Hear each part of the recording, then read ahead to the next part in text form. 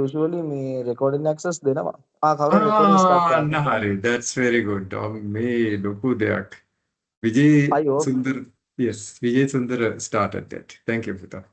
And thank you, Sru, for trying to resolve it. I'm the organizer, but I have no right.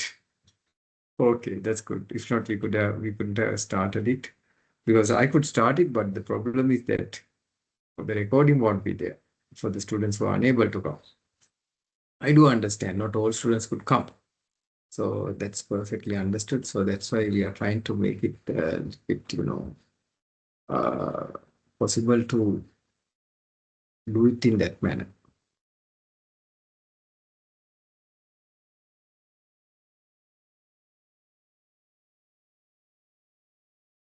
Okay, so students, welcome today also. I'm very happy to see you all.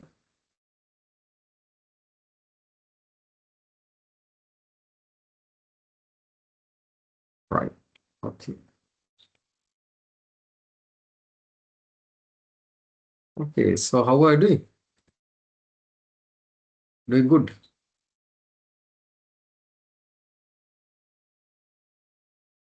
Doing good, no? Yes, indeed. Right. So, students, welcome today for today's lecture. And now we are almost nearing to the end. And now I think you got already information, or you might be getting the information. You did you get any information on the last day that we are going to have the lecture? Any information you received? So I received a piece of information from the management that now we were to do the last lecture on, actually it will be the presentations on second, is it? No, sorry, third. But now it seems SAB has it's going to organize its Avrudutsave, Surya Mangal. So therefore, the New Year celebrations ceremony, which was postponed because of a national kind of mourning day because of the demise of a very important person, that's the former Pope. So, so therefore, we had to cancel the particular event we had scheduled last Saturday. So now it seems they are trying to schedule it on 3rd. Are you aware of that? Some information came. Is there Yes, sir. information? You got it, no? Right, you got the information now, yeah. So therefore, now we'll have to do the our presentations on 4th. And then හතරට අපිට මාරු වෙන්න වෙනවා because of the SAB's particular, arrangement where we are going to have the New Year celebrations on 3rd. You got that information, no? 8 to 12 in the morning. Is it all the information?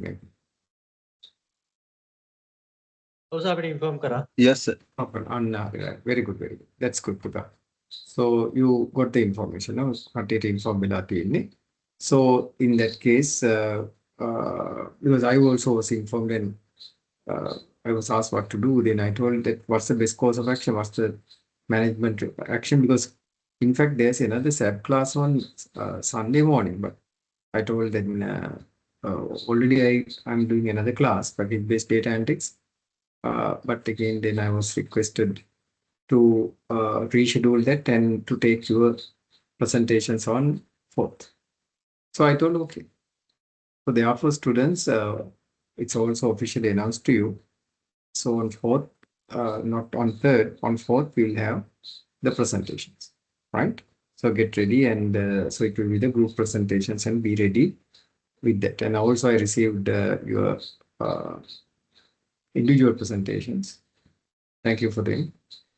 And so things are going fine. Okay, right. Now what we shall do is we shall today discuss now. Last time we discussed about supply chain management and we discussed a huge lot of information related to the supply chain management. Today we'll be discussing about digital marketing. And also at the end, I'll be giving you some insights about the question paper. Right? So today we'll finish all the theoretical discussions as well as paper discussion. And on Saturday, on Sunday, in fact, we'll have a final discussion. Okay.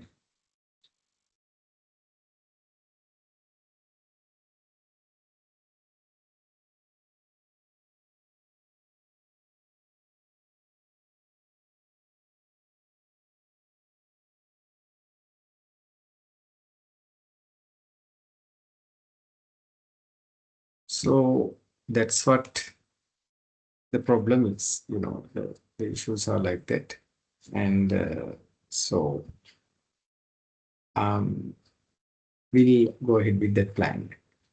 Okay, so we discussed about supply chain management, and today we'll be discussing about digital marketing and some very important aspects as well. And at the end, as I told you, we'll discuss about the paper. I have even uploaded a paper, past paper, and we'll have a look at that.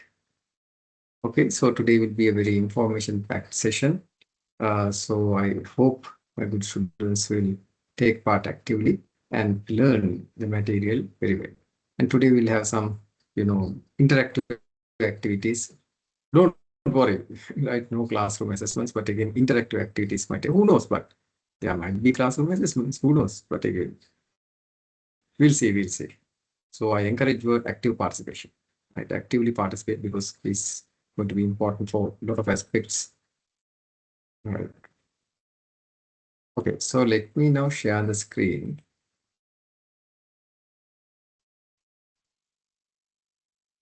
Hope you can see my screen, Puta.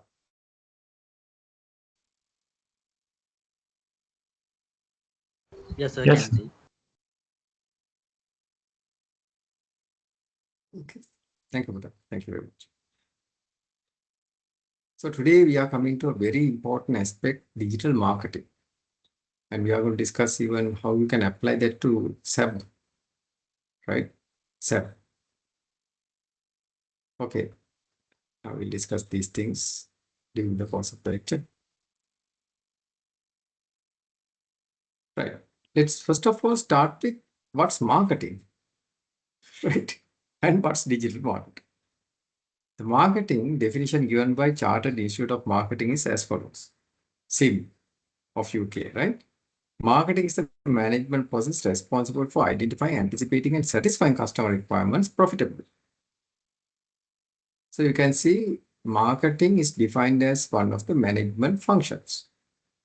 We have different functions. No? Accounting is there, finance is there, HR is there, IT is there. Then marketing is also management function. And it's responsible for what? For identification, anticipation, and satisfying customer requirements, right? To make profits. So you identify what are the requirements of, first of all, who are the customers, then what are their requirements, then anticipate what they require and satisfy their requirements. Sometimes you have to anticipate. Even the customers wouldn't know what's their requirement. Now, Apple is a good example for that. Apple is a good example for that. Apple products. Steve Jobs had those products in his mind. At that time, it was not there. Apple iPod was not in existence. Apple iPod was not in existence. Right? Your management is calling me.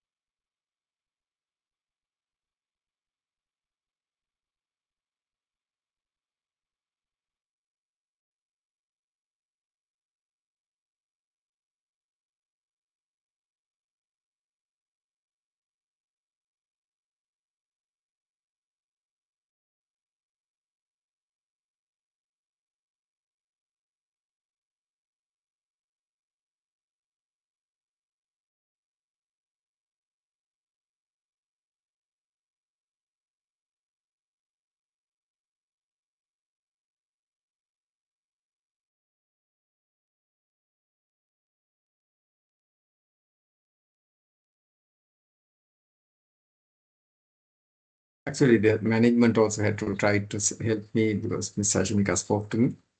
And so one of the students did that. So, right, immediately it was attended to. Right. So here now again, now I was talking about Apple. Apple at that when Steve Jobs was, he was a futuristic leader. But he's a futuristic leader. He was thinking about the future and providing, some kind of technological tools, right, before they were even perceived by others.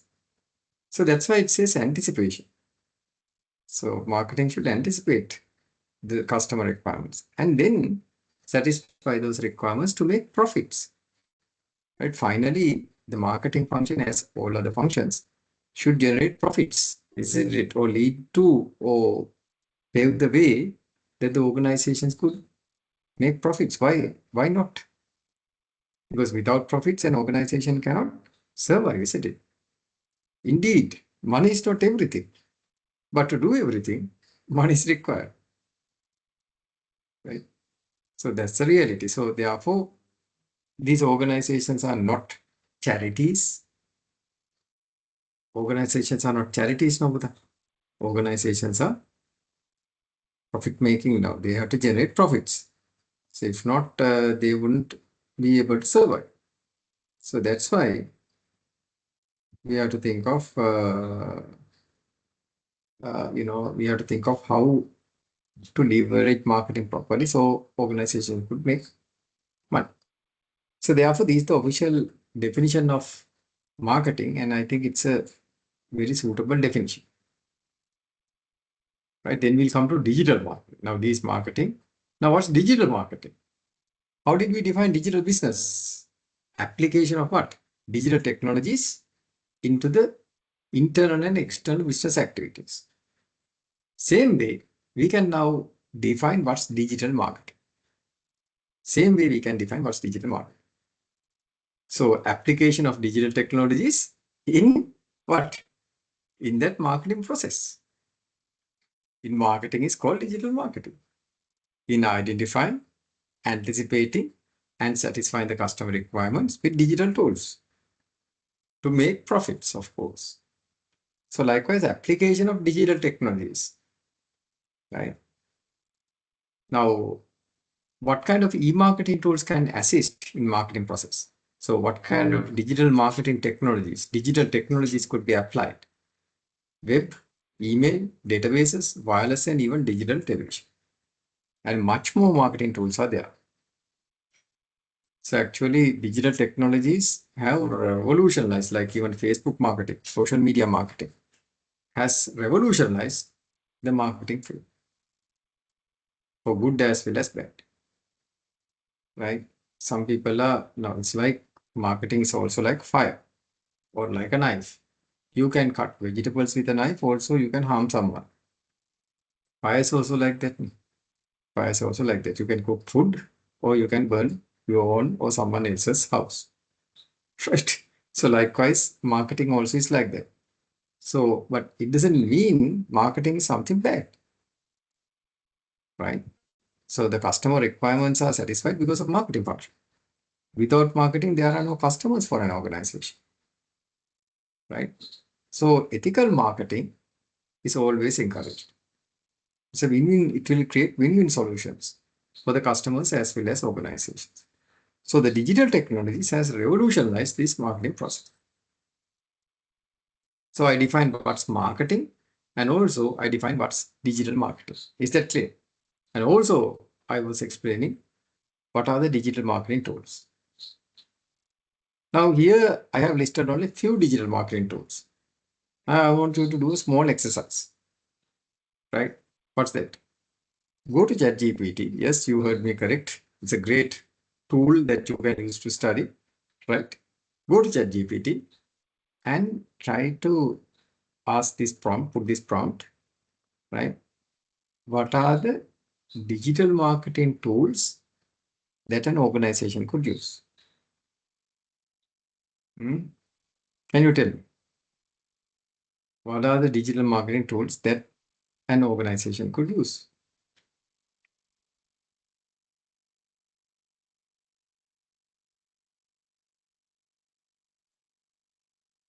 Go to ChatGPT. Yes, while you are doing that, I also will do that.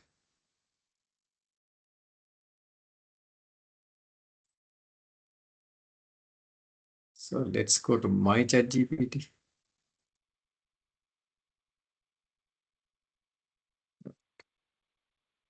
Let's go here. And let's go here and tell what are the digital market tools that a business entity could use. Be very specific when you give prompts. Be very specific. Just don't.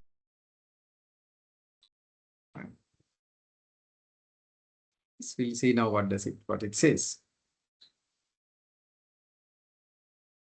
So it says wide variety, yes, social media marketing tools. Now even some examples are given. Who should manage multiple social platforms in one dashboard, right? Who should? That's a basically platform that does that. And Buffer, Sprout Social, Meta Business Suite, that's where Facebook is there. Then email marketing tools. So these are some service providers, right? MailChimp, Constant Contact, Sendinblue. These are some all commercial platforms as well as service providers. Then there are content marketing tools like Canva. Grammarly even is taken as a content marketing tool. It does a very good test. BuzzSumo, Google Docs. So this is good for collaboration. Then search engine optimization, SEO tools, like what? These kind of tools. So which will optimize search and direct advertisements when it is being searched right in Google. Then paid advertising tools, PPC, as well as display ads. So Google Ads, Facebook Ads Manager, LinkedIn Ads, Microsoft Advertising, likewise, those are there. Then analyzing and reporting tools, Google Analytics, Tableau, Power BI, Google Docs Studio, Data Studio. Customer, this is very popular. Customer relationship management tool, CRM. Right. So you can automate as well as you can digitalize the entire customer relationship management suite. In marketing on automation platforms. So some platforms are given. Let's automate email, social, and workflows. E-commerce and conversion tools. So that's also indeed right coming under the scope. E-commerce and conversion tools. That means you try to get the customers who will buy the items. So Shopify, WooCommerce, OptiMonster, likewise, ClickFunnels are there. So these are examples where you could use digital marketing tools to make the marketing function much more effective and efficient. Right. So you can see ChatGPT has given a very good list. How marketers could use what kind of even examples are there. These are all real world examples that companies are using. Right. And optimizing their marketing functions. Right. So now look at your own organizations. Look at the organizations that you have analyzed. What kind of digital marketing tools that they are using. So you'll get several examples, real world examples that, so these days, if you want to survive in the market, indeed, these are some tools that you could use. And you have to use digital marketing tools, if not, you will not survive. So except web email databases, you could see there are several others that you could use. So expect these kind of questions at the exam. What's digital marketing? What are, right, few examples, provide examples for digital marketing tools as well. So earlier I told you that how these digital tools, e-tools could support in all those activities that we told, identifying, anticipating, satisfying, right, to make profit. The digital market tools can be used to identify customers. Facebook does that based on your behavior, based on what you post. It identifies, then anticipates what you'll be doing, what should be purchasing. Now, if you're in a sad mood and if they identify you as a sad mood, they will offer flowers to be purchased. Angry, then something else, likewise, and then finally satisfy your requirements. The ethical nature is a problem, but again, once you agree to use their platform, right, you have to agree with the conditions. So there's a nice saying in English language, there's nothing called a free lunch. There's no free lunch, right? They will give something free and they will take something from you, right? So that's the bargain. And that's how those companies survive now. Is Facebook a charity? Is Mark Zuckerberg a religious leader who engages in charity all the time? Facebook, Meta, is it a charity? As far as no. As far as I know, it's not. It's not a charity. And if it had been a charity, it won't come this far as well. Right? So to progress, they need money. Right? We cannot motivate people. Right? There are different ways that you can motivate people, and people don't get motivated only because of money. But that's a fundamental thing people need to survive. I don't see anything wrong earning money ethically. Right? Some people have the perception money is something evil. No. Why we should think money is evil? Yes, if you earn money unethically, that's evil. Now see the richest organizations in this world. Some religious organizations are the richest organization. Is anything wrong with that? No. Right? No. Some education institutions are richest because they are not making profits, but they are making surpluses. And they reinvest that for the students' welfare as well as the members' welfare.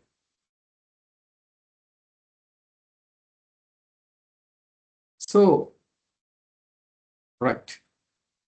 Now, let's see what's the link between digital marketing and digital business. Now you understood what's marketing, what's digital marketing, what are tools. Now tell me what's the link between digital marketing and digital business? What do you think? Is there a link? We'll ask our good students. Maybe I have to make some hypothesis, but again, we have on the top number 74. Number 74.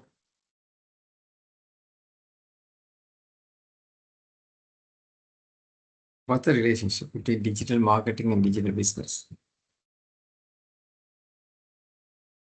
Maybe coconut tree hypothesis applies for number 74. I don't know.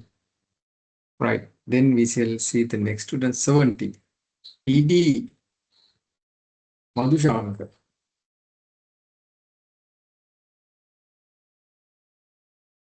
I know if I ask the next student Madhushankar maybe yeah, Puta, very good. Nattam Puta, hypothesis එක apply වෙන්නේ. Right. Puta, tell us, Madhushankar, what's the relationship between digital marketing and digital business? Use ChatGPT, no problem. Yes, sir. Use ChatGPT. Sorry. Okay, sir. Okay. ඒක බලලා කියන කිසිම ගැටලුවක් නැහැ. I'm not going to be this because this is a class, right? Okay, you check that and tell me later. Right. I now will get the answer. I'm very sure about that. I would ask Adolphus. Adolphus, please tell us, Puta, what's the relationship between digital marketing and digital business?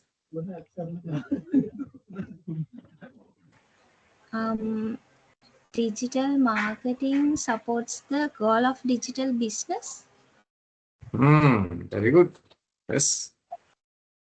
He gave a very, very nice answer. We'll ask another students. 61. 61. What's Puta? the relationship between digital marketing and digital business. By the way, there's a nice rain going on. Just a rain started in Maharagam area. Okay. Nice one. It was so fun today, isn't it? Okay, right. We'll ask another student. 27. 16 DWE, 27. Yeah, Nishan. 27. Yes, please go ahead. What's the relationship?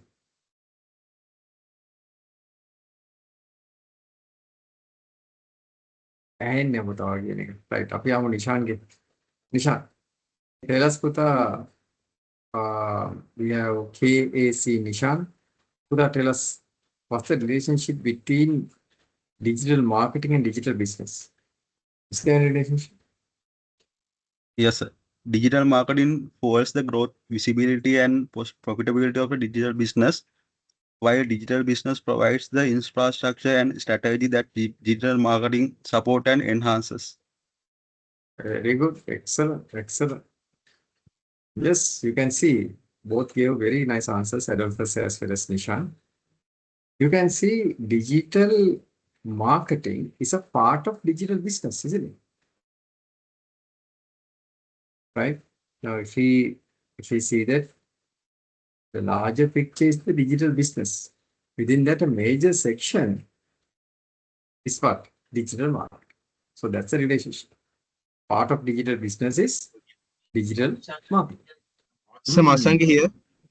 Yes, Pratap. Yes, Manshan. So, this marketing is a subset of digital business. Excellent. So he also gave the most correct answer. Thank you, Madhushankar. So use ChatGPT. I'm very much okay with that within the class. And when I tell please use that. No worries. That's perfectly fine. It's perfectly okay. Good. All right. So that's the link. Right. That's a link between digital marketing and digital business. So e-marketing or digital marketing is a subset of digital business focusing on sell-side e-commerce and delivering value to customers. So these dealing with customers. Sell-side e-commerce, buy-side e-commerce is dealing with suppliers. Adding value does also need to consider the upstream supply chain since it influences cycle time and product cycle. Also, e-marketing involves in dealing with upstream supply chain. That means what? Buy-side as well. So both sell side and buy side both are dealt in e-marketing. Although we are in the purchasing end when it comes to buy side e-commerce.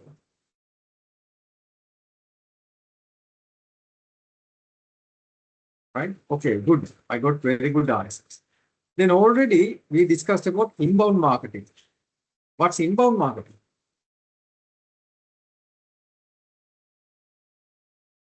Now again go to ChatGPT and see what is inbound marketing.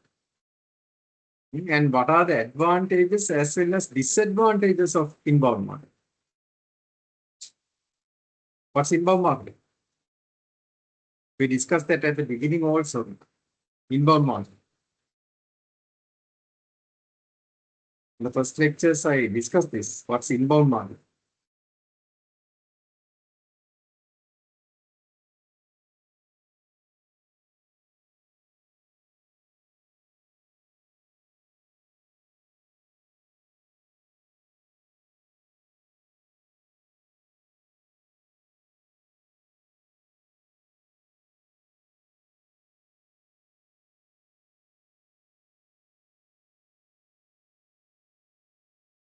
What's inbound marketing?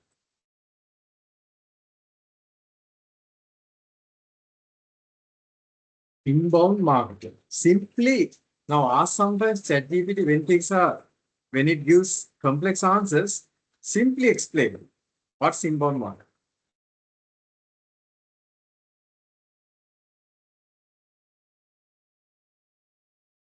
And what's Attract the customers by using very good. Very good. Now, yes, that's the key point. Customers are coming after the business. Now, usually in outbound marketing, the traditional marketing, the businesses are going after customers. You market your products, businesses market their product and try to attract the customers. But in inbound marketing, the customers are coming after the businesses. How? Particularly social media, right? So they will look at comments, they will look at different kind of reviews, and they will decide to buy a product. And they will be coming after an organization. So what's the main disadvantage to marketers? What's the main disadvantage? There is no control for them. That's the main disadvantage. The organization does not have control when it becomes inbound market. Because why? Because now the customers are actively seeking out information. And in case if the organization has negative reviews, negative comments, the customer would never come. So therefore, for a marketer, that's a disadvantage, right? Inbound market. So marketers may have to have less control than traditional communications, where the message is published to a defined audience and can help generate awareness and demand. So that's a traditional communication or traditional marketing. Inbound marketing, the modern inbound marketing, that's not possible. And now customers are coming after the business because they know better. That's what we even call zero moment of truth. Isn't it? Right. This also we discussed at the beginning. What do you mean by content marketing? Now look at what's content marketing with examples. I'm going to give 1 or 2 minutes and I'm going to ask you a few. What do we mean by content marketing with examples?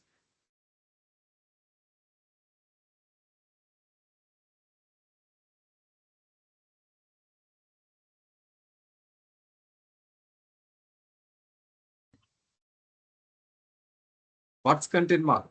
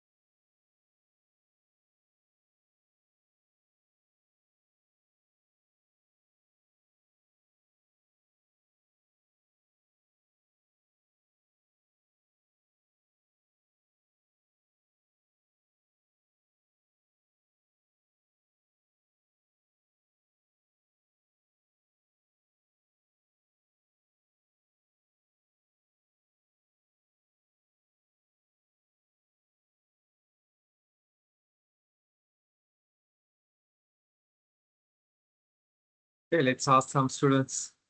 What do you mean by content marketing?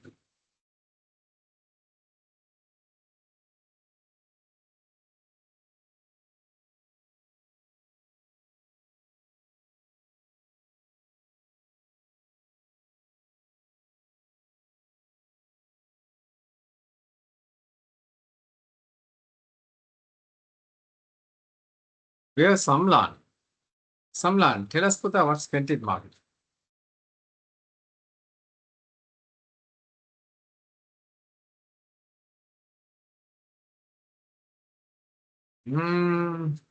Samlan seems subject to washroom hypothesis. Okay. Yes, Then sir. number four. I am here.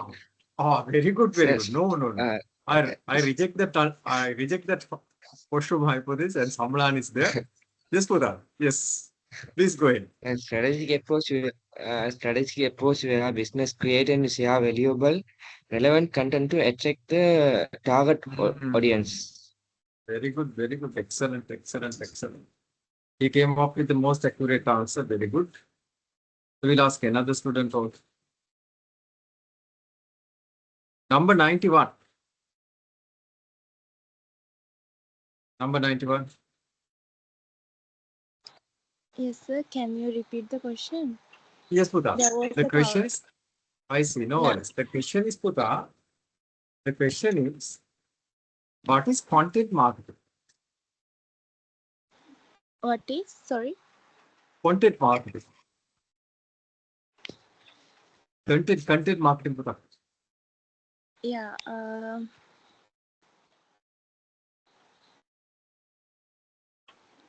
It's a strategic approach to creating and sharing valuable, relevant, and consistent content to attract and retain a defined audience. Example? One example game. Over one. That's what example is. We can say a Red Bull Media House. Sorry? Didn't hear. Red Bull Media House. Ah. Instead of solely advertising the energy drink, Red Bull focuses on creating engaging content around extreme sports, adventures, and high energy lifestyles. So what's the main differentiation factor? It's the content. They provide rich content with audio, video, text, etc. etc.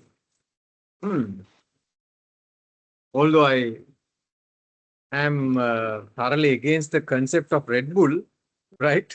But that's a good example. So Red Bull is some substance that you should not, according to my perception, should not consume, because it says energy drinks, but I don't know what kind of energy is there rather than what caffeine. It's a stimulant, not energy. Energy and stimulant are two different things. Isn't it? So keep away from those. Drink a nice coffee if you really want. Coffee or a plain tea. Right? Right. Good. So yes, she also told the very correct answer, and earlier students also told the correct answer. Content marketing is the management of text, rich media, and audio and video content to engage customers more actively. Now, those days, when marketing was done, it was a newspaper advertisement, physical newspaper advertisement. There was no audio, there was no video, nothing, no engagement, just a physical ad. But now these days, see the advertisements, in particular in YouTube, video, audio, rich text, rich media, and it engages the customer as well. So that's called content marketing. Then we come into a very important concept for your exam as well as for your understanding. This is called the content marketing metrics. The content marketing metrics. The question is, how can you use content marketing metrics? Now you can see in this metrics, there are 4 quadrants. There are 4 sections. Now this one, even your own organization or your own company could use. Right? Some content, if you look closely, you see, over here, some content are entertainment content. You can put entertainment content into the website to engage the customers. You can put games, quizzes, visuals. You can put them to entertain your customers as well as visitors. Some content could be there to inspire. Like celebrity endorsements. Right? Celebrity endorsements could be there. You can see Mahelo, Sangakkara, those days, right? Not now. People like that come in front and they tell about different products. So they inspire them. They inspire people, the customers, the prospective customers. Now these days, Sumi Samar, right? Influencer. An influencer would come in front and tell about fairness cream, isn't it? So people get inspired. Then there are certain content that are there that will educate. Like some organizations publish ebooks, articles, infographics, etc. Guides likewise. Those are educational content. You can put that into the website. Then some are convincing content, like case studies. Happy customers would come and tell, yeah, we really enjoyed the product or the service. So likewise, the content that you can use would fall under these 4 categories to make the customers more engaging. What are those? Entertainment, inspiration, then what? Convincing, as well as educational content. Now I'm going to give you a small task. The task is, see how SAP can use, right? Tell me how SAP can use, right, these 4 aspects in its content marketing. Right? SAP will get a website very soon. It's already there, right? Not yet published, but again, after a lengthy battle, we were able to get a website to SAP, a separate website. Now, what we need to know is, if you are going to put content, engaging content, right, in content marketing particularly, what kind of contents you could include to the SAP website under these 4 categories? Entertainment content, inspiration content, then convincing content, as well as educational content. What kind of things it could put? So I'm going to give you 5 minutes for this. Tell me under each, what kind of entertainment content SAP could introduce into its website? What kind of inspirational content?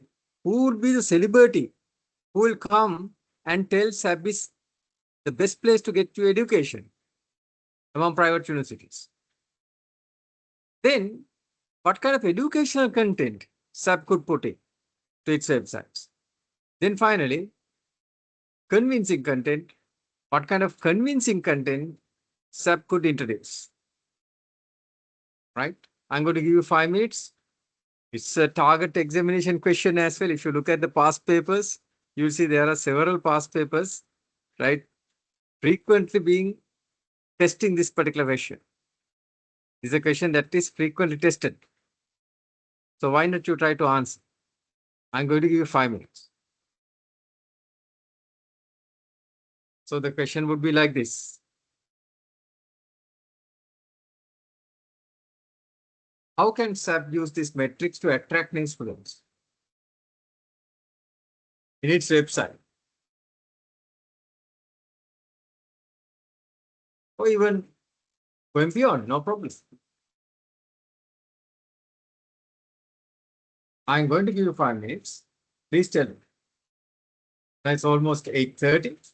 So let me wait till 8:35 and see what kind of things that you could include in SAP's website and elsewhere under these 4 categories. Can you suggest?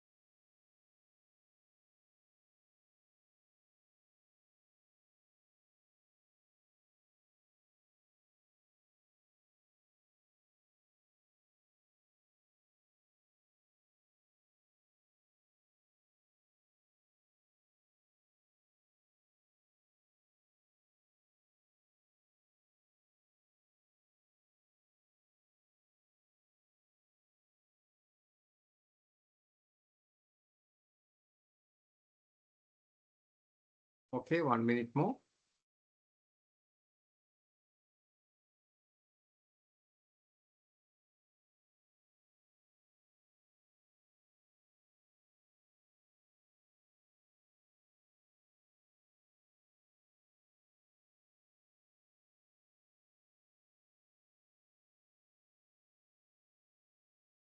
Okay, right.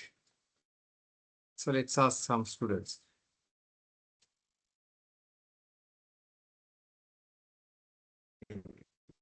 Students. Okay, we have several students. Sahan, Serasin. Sahan, Yes, sir. tell us, Puta, very good, excellent. We video again, right, Mano? Sahan always is a person like that, isn't it? Okay, Sahan.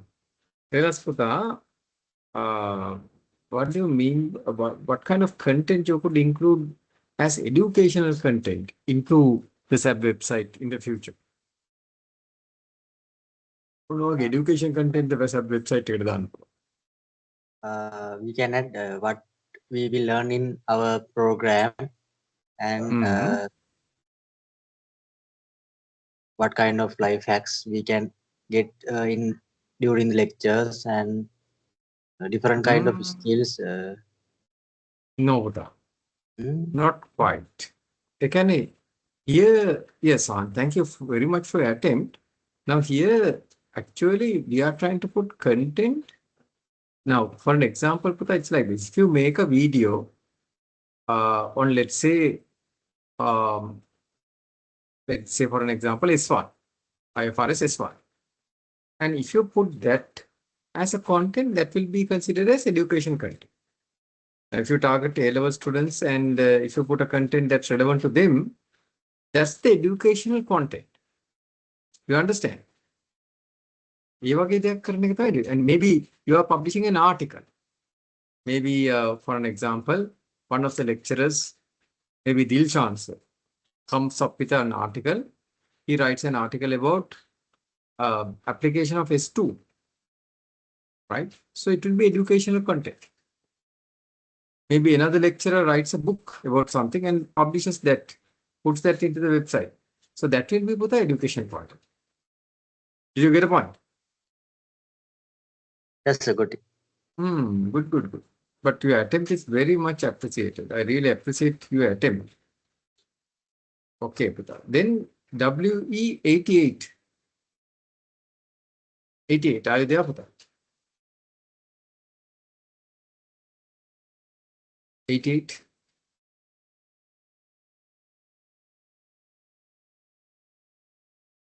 88, you know. 88. Coconut tree hypothesis. Puta, it's raining. Be careful. Coconut trees are very slippery. Okay, we go to the verse. Right? WD. Actually, it's 16D, right? 35. 35. Tell us, Puta, what kind of convincing content you can put into SAP website.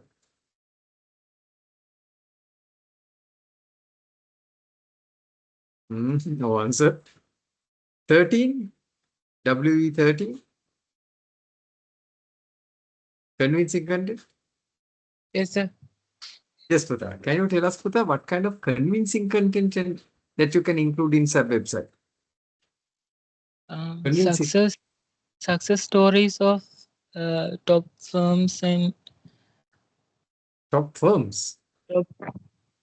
I think not top firms, Puta. You can say top graduates. Graduates. SAP के होंदे वो graduate certificate. The Dilshan answer is from SAP, right? You can do an interview with him and you can put that into the SAP website. That will be convincing, isn't it? Success case studies are that. Okay, good. Your attempt is again very much high. I don't need a correct answer. I need your attempt, right? Then 59, WE59. What kind of entertainment contents you can put into the SAP website? So was it 59? Sorry? Sorry? 59 you said, right, sir? Okay, right. Hello. Thank you. Yes, Puta. Can hear. මොනවගේ පුතා content එකක් දාන්න පුළුවන්ද? Entertainment 59 content. නේද සකි? 59. ඒක තමයි වා තමයි. Entertainment. Entertainment content. What?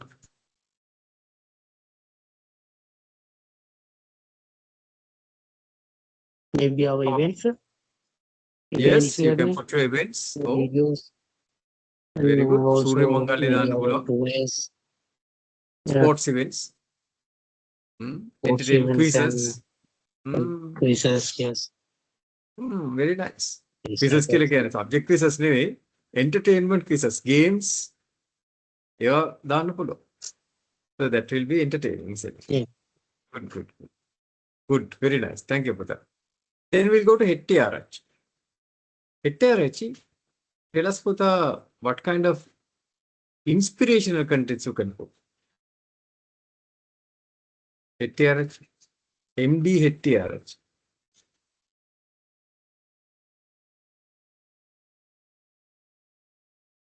HTRH. Moonshine hypothesis.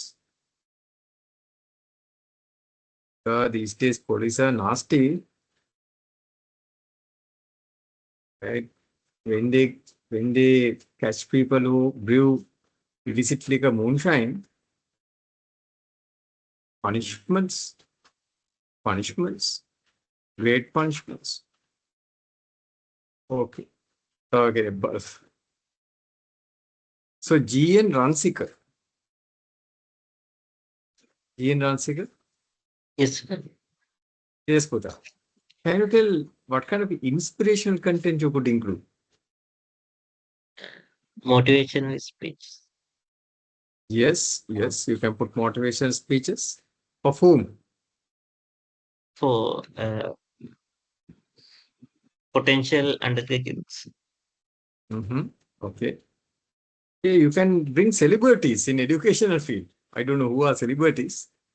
I'm not one, right? I'm not a celebrity, but you can be celebrities in the educational field and inspire our students, isn't it?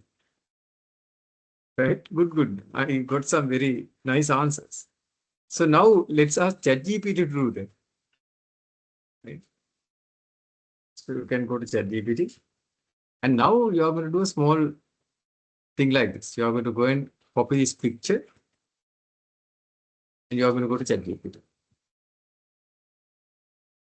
And you are going to have also it's better to have new prompts for sometimes for new content. And you put that there. And then you can come when you ask the question.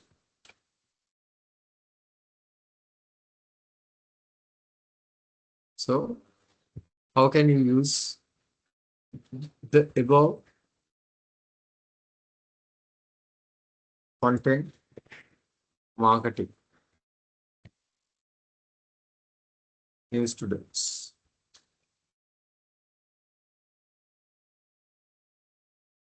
Music, maybe it's on website.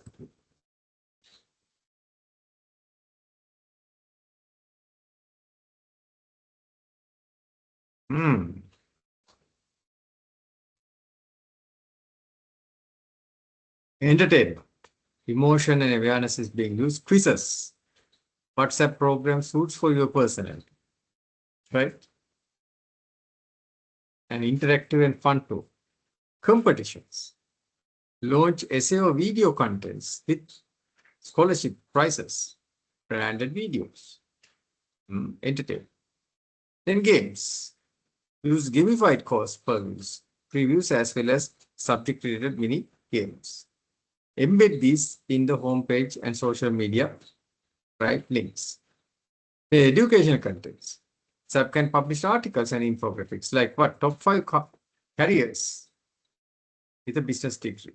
Or how to apply for a university in Sri Lanka. That's also education. Ebooks. Free download guides on how to prepare for university life. And maybe only S1 and S2 IFRS.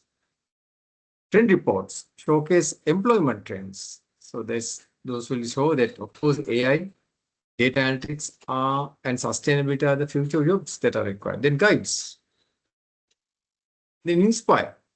Celebrity endorsement. Partner with non-alumni or influencers in the education. Maybe you can bring some influencers in the education field. I don't know who they are, but maybe you can bring people, right, of top caliber. And they would come and deliver a speech. Maybe you can bring a professor, right?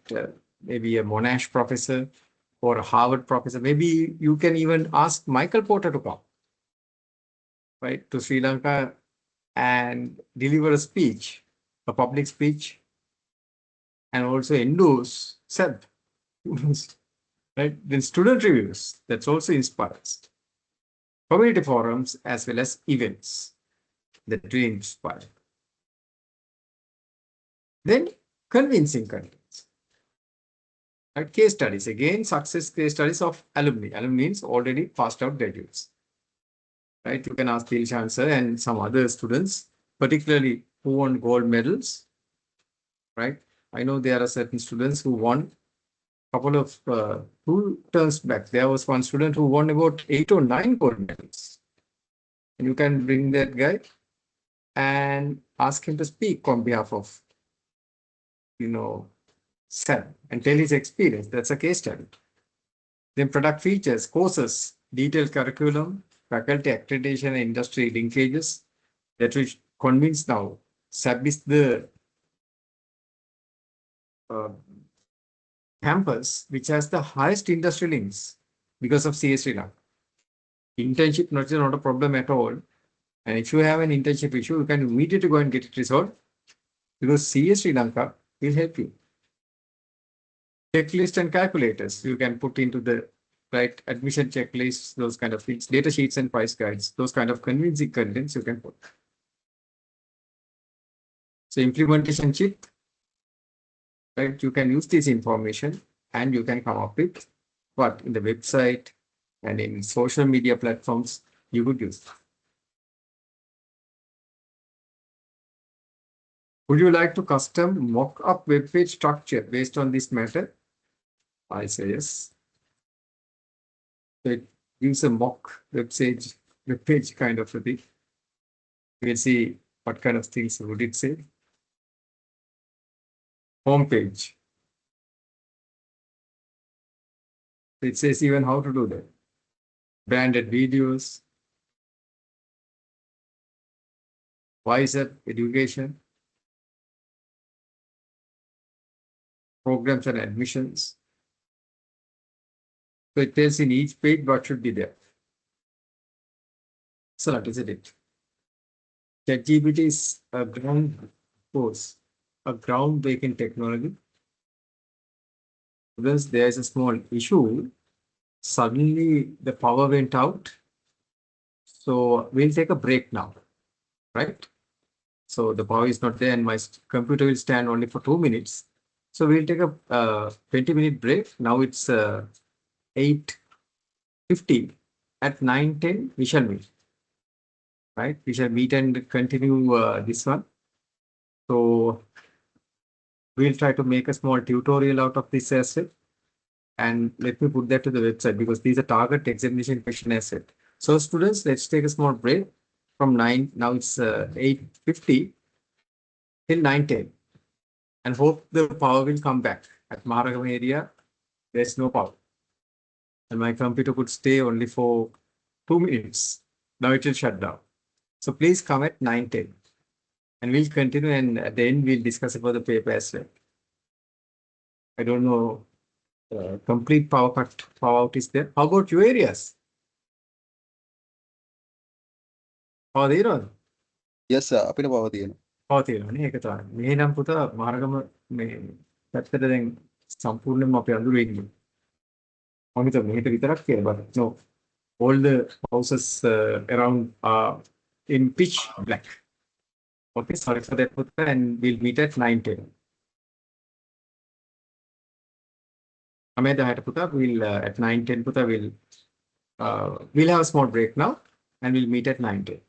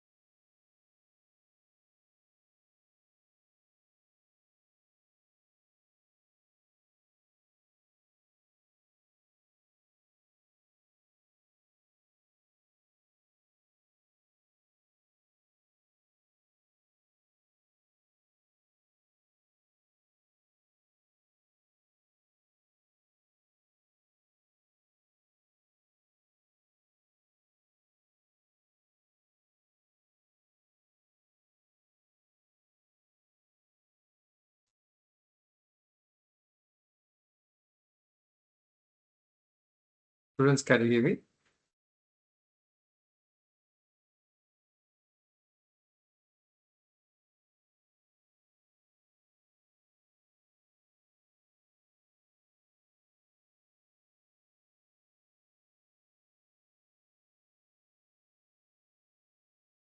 Students. Yes, I can hear. Okay, Buddha. Thank you very much. Okay, Buddha. So welcome back. And I think I will also, my computer got shut down immediately. I spoke to you. Just after you did that, it shut down itself.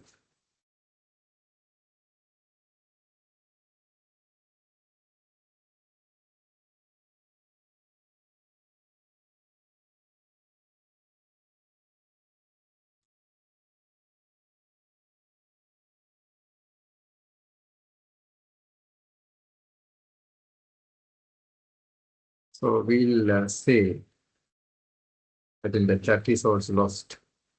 It's there. Let's see.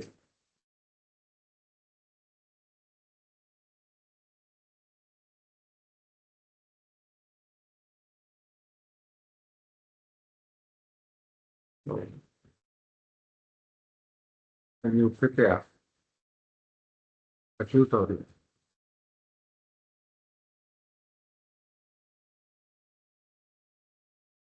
nice too.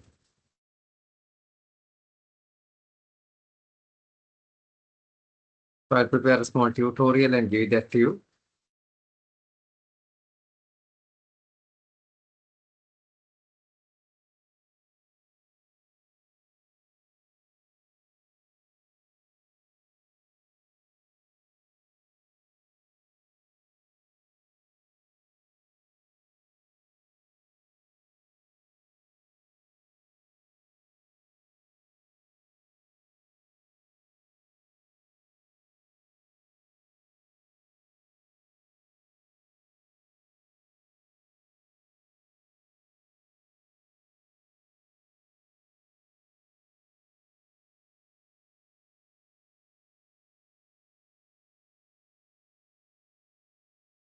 So this one is not required, of course, group assignment, but expect this kind of a question at the exam.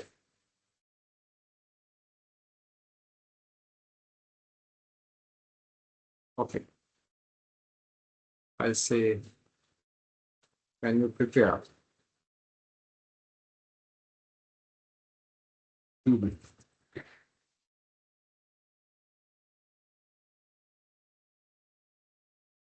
Download it. So this is how you could use a content marketing metrics.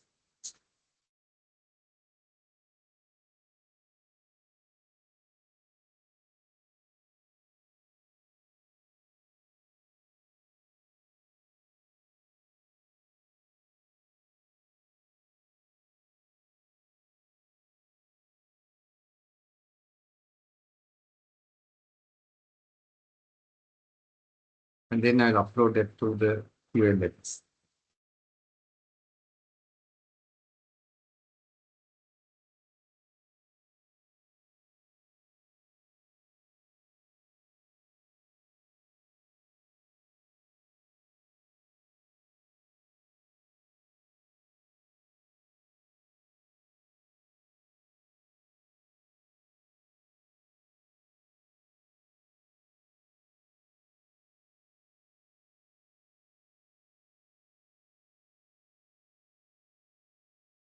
Yeah, let me put it on.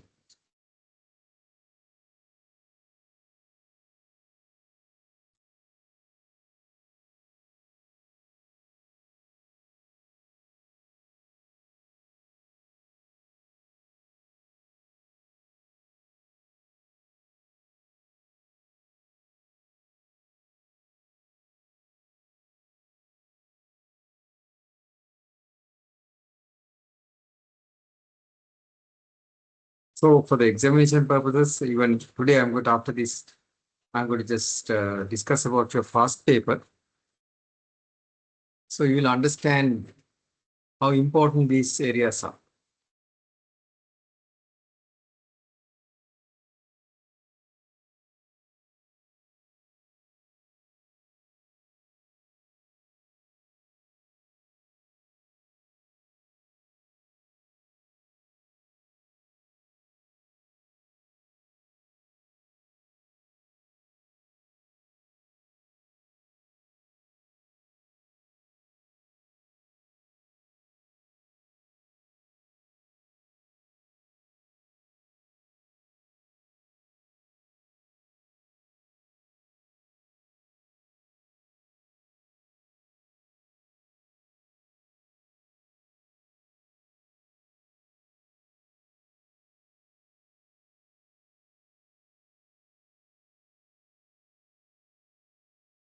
But I think this is much colorful, is it? Yes, prepared one, but again, not so nice. The PDF file is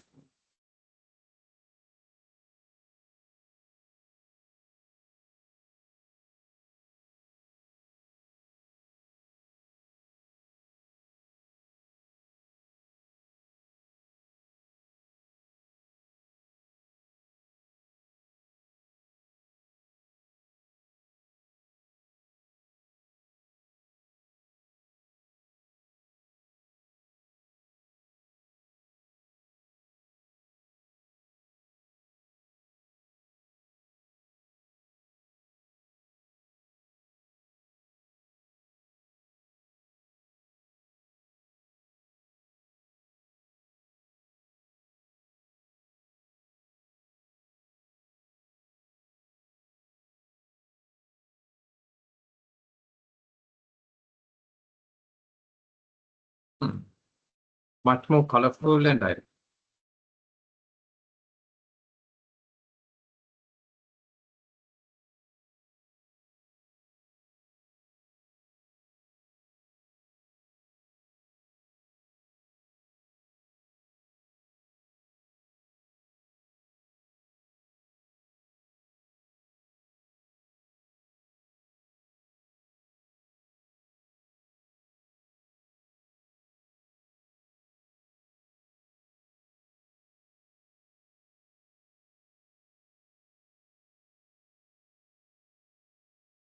Let's use a color.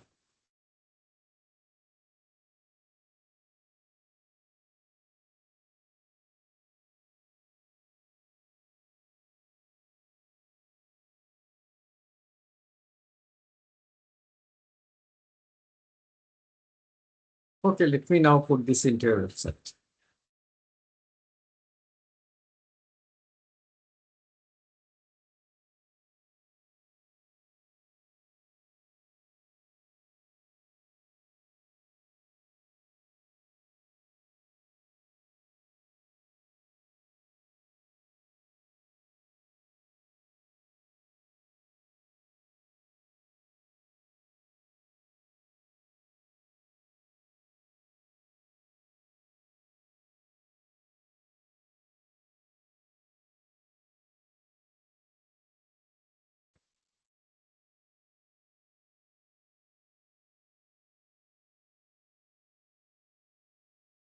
How's that produce?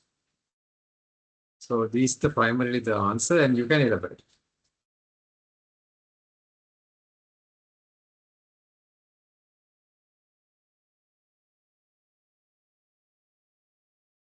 So let me put that to the website.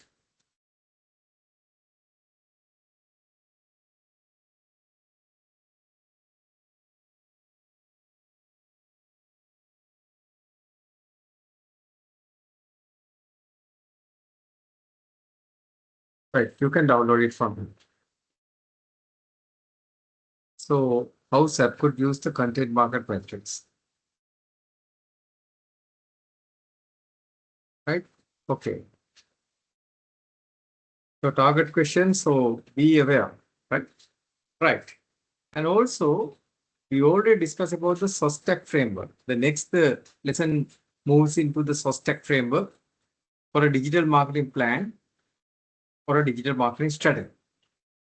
So by Paul Smith, and also I ask you to apply that in your assignment as well. What stands for SOSTAC?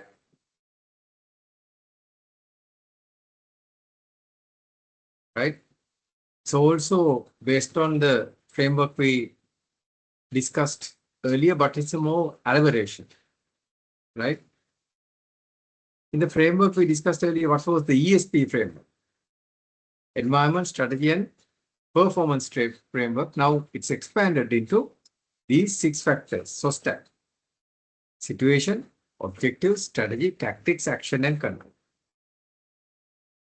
Right? We already discussed this. I think I don't need to elaborate it more. But now you can apply this to the digital marketing plan or digital marketing strategy. First of all, you have to know the situation where we are now. Without knowing where you are now, you cannot move forward. So that's what we call looking at the situation. Then what you do is you look at the objectives. So what you need to achieve. And always we say when it comes to objective, make it smart. Smart objectives. What are smart? Specific, measurable, achievable, realistic, and time bound. Specific, now you have to tell exactly. Right? Specific, you have to tell, okay, you are going to grow the customer base by 10%. You are going to have a conversion rate of 20%. Likewise, you have to be very specific. And it has to be measurable. Indeed, if you express in numbers, it will be able to measure. Achievable. On the other hand, if you are trying to say, I'm going to have a market share of 50% within 2 months, it might not be achievable. So you have to be realistic. That's smart A. In R, it has to be realistic also. Something goes with achievable. But realistic goal should be there. Realistic strategy should be there. Objective should be there. Then T, it should be time bound. You have to tell what's the time frame. Then you have to specify what's your marketing strategy. So I told you there are different kind of strategies. What are the 2 broad-based strategies?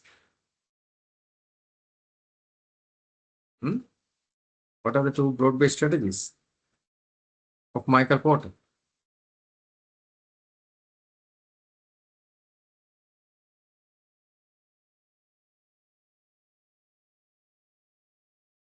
What are the 2 broad-based strategies? We'll ask my good students. Competitive analysis. Yes, competitive analysis. Okay. Thank you, Value Buddha, for chain that. analysis. Yeah, okay. Okay, thank you. But I really appreciate your attempt. That's what I really appreciate. Right. So, what are the 2 broad-based strategies? We have number 13, 18EX 13. What are the broad-based strategies that we discussed? EX 14, Gain.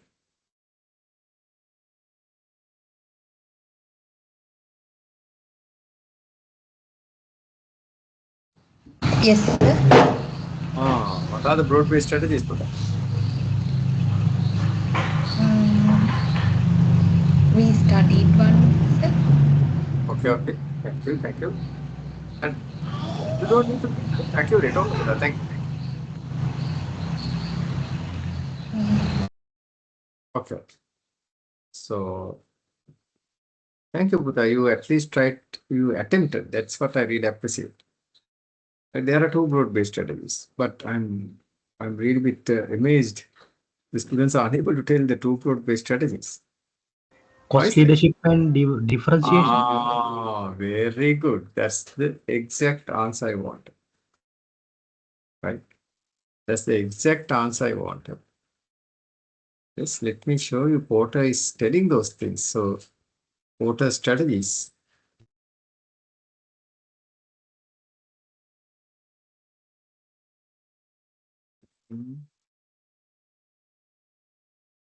Porter's generic strategies.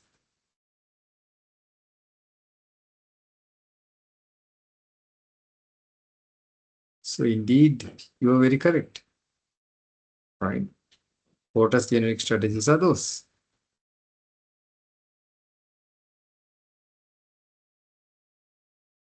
I'm trying to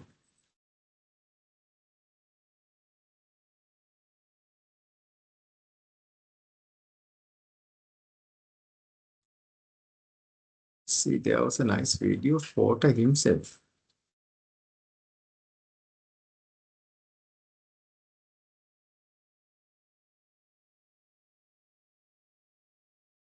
Talking about the broad-based strategies. We'll see whether we can gain it.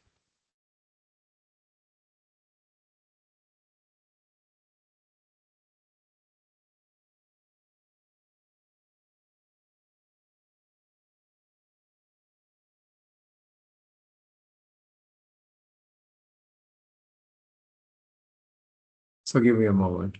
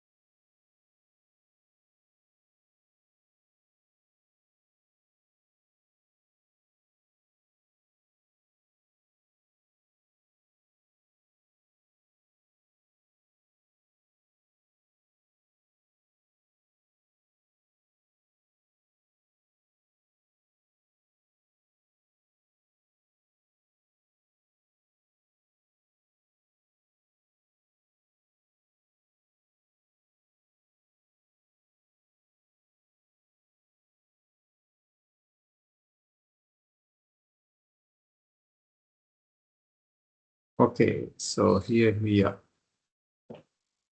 What is there? Who is talking about 5 forces? So still I didn't share it. Huh?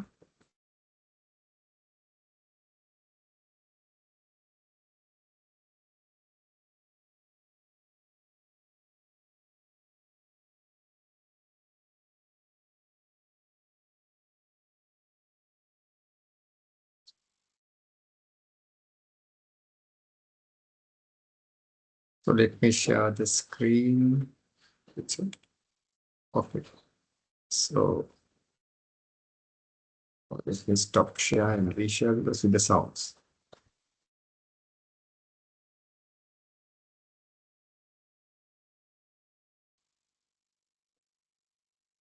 This portal. Our professor. So let's try to listen what he says related to strategy. Who define strategy as anything important. If it's important, it's strategy. So we have a strategy for marketing, a strategy for dealing with the government, and a strategy for IT, and a strategy for supply chain. Does that make any sense? Well, again, at least from my perspective, there can only be one strategy for any particular business, because strategy is inherently integrative. It's how the various pieces, functions, activities really fit together. There can only be one strategy. And the more you tend to break strategy up into various strategies for various things that are important in the business, the more likely actually you're not going to have a strategy at all.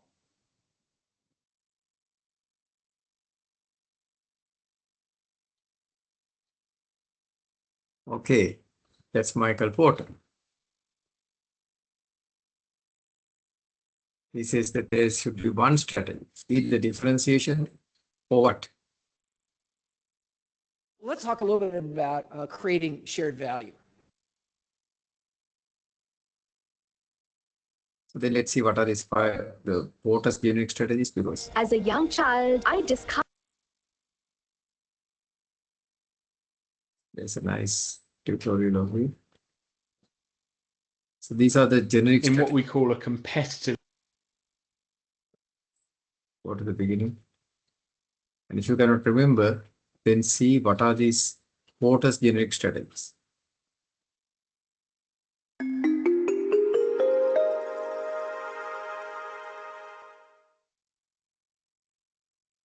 This video is about Porter's generic strategies, also known as Porter's strategic matrix.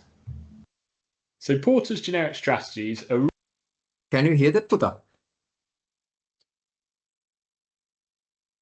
Is it Yes, audible? sir. Okay, Puta, very good. Thank you. Now let's see Porter's generic strategies. So these are tutorial not by Porter, but again, summarizes better than Porter. Okay. really all about how a business can try and gain an edge over their rivals in what we call a competitive advantage. So that's what we have at the top of the strategic matrix. And according to Porter, there are two overriding approaches to gaining this competitive advantage. You can either do it by going low cost, or you can do it by differentiating yourself. And so to look at the low cost half of the matrix first, what we're doing with that is we're trying to keep costs as low as possible, and then generally speaking, that's going to enable us to offer customers lower prices, and that's how we get that competitive advantage. We stand out from the rivals by being really efficient, driving down costs, charging lower prices to customers, and standing out from competitors like that. It might also help to widen our profit margins as well if we can reduce our costs to a high degree, but ultimately it's about standing out. And there are two different strategies that could be used as part of that low cost approach. And so that's to do with the left hand side of the matrix, which focuses on the scope of the markets that are being targeted. So you can go for that low cost approach whilst targeting a mass market, everyone within the entire market, or you can do it by targeting a smaller market niche within the wider market. So probably the most obvious way of doing a low cost approach is cost leadership. So that's low cost targeting the mass market. So we use economies of scale, high capacity utilization in order to try and be really efficient and keep our costs low in that way. And so with economies of scale, that's going to help us to drive down our cost per unit because of our large scale of production. And with high capacity utilization, it helps us to spread those fixed costs over more units, which helps us to keep those overall costs down. But we could still go for a low cost approach whilst targeting niche markets. And in doing that, we'd be operating on a smaller scale of production, but trying to make cost savings and get those cost advantages where we can. So in that niche market, we could be maybe not necessarily the big innovator who spends a lot on research and development, and we can make cost savings in that way, maybe making a more basic version compared to the original and the big business that has done a lot of the innovation and a lot of the expenditure on that side of things. The contrasting approach to low cost then is to go for a differentiation strategy, which is going to be about adding value by offering products which clearly stand out from your rivals. So that could be by having a really clear, unique selling point, possibly of high quality or really good customer service. And that's then going to enable the business to charge more premium prices as well. And we'll start here with the bottom right of the matrix with the differentiation strategies and think about how we could focus that on niche markets, because that's probably going to be the easier of the two to do if you're going for a differentiation strategy. So that's where we're going to be able to target and respond to specific customer needs within that subgroup of the larger market, and probably easier to stand out when you really can get to know your customers and focus on their specific needs. Little bit more challenging would be to achieve a differentiation leadership strategy, which would be differentiation, but also focusing on the mass market. So that's going to be a bit more difficult to justify those higher prices if you're going for a mass market strategy. And I think what will be really key to a differentiation leadership strategy would be having a really strong marketing mix to justify to your customers those higher prices and to still be able to stand out even in a mass market. So strong branding is really, really important to a successful differentiation leadership strategy.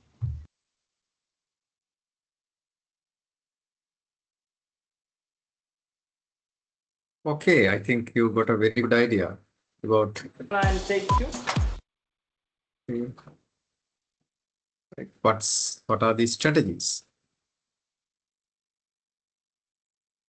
And this was framework strategy is that how we get there, right? Then tactics, right? How exactly do we get there?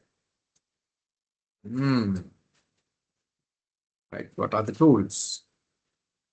Actions. What is your plan? What are the exact actions that you use? Then finally, you have to monitor. In terms of KPIs and other things, you have to monitor, and that will help you to control. If not, it will go out of control. Right. I hope in your group assignment also, you had applied this, the ESP framework and the SOSTAC framework as well. Okay. Right. So this is the SOSTAC framework. As you can see on the top, you have there's a situation analysis.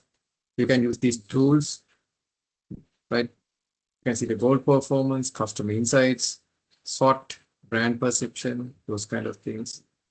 Then objectives, right? So to sell, customer acquisition and retain targets. So what are your objectives? Maybe 10%, 20%. Serve customer satisfaction targets, right? Speak, save. Then strategy. How do we get there? So in marketing, you can segment, target, and pay. We call that as PP. OVP, online value proposition. As I told you, in the business model canvas, what's the value proposition? What makes you different from others? If you don't have an OVP, if a business doesn't have an OVP, then there's a disaster. Then tactics. These are the tools, like the marketing metrics, the marketing mix. Right? Marketing mix, what are the elements of the marketing mix? The 4 P's for a product and the 7 P's for a service. Right? Then actions. The actions, right? Who does what and when? Responsibilities and structures, right? In executing the tactics. Then finally, the control. The control is what? Monitoring. Monitoring whether we are progressing as planned. So this is the so-called SOSTAC frame. Hope you apply this in your group result. Okay.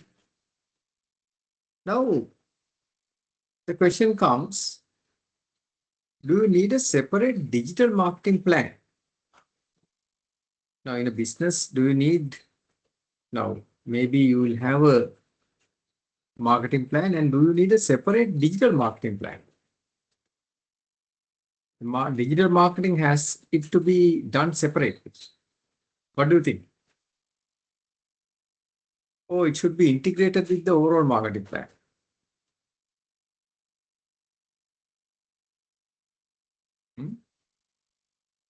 What do you think, Buddha? Should it be integrated or should it be taken out? Separately considered.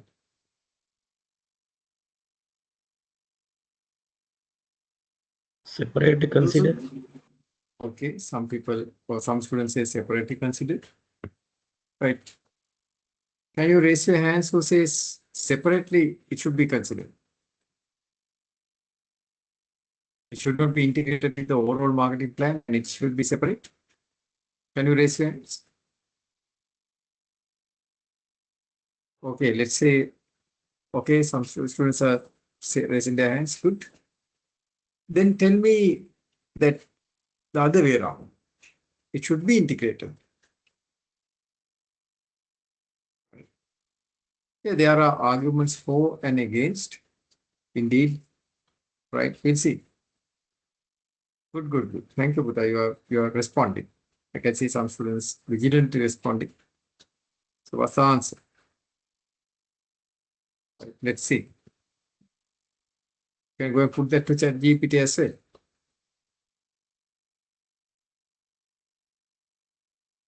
When asked it, you will get a fascinating answer. So let's go to a new prompt. That's I prefer always. Then sometimes because the memory get jumbled.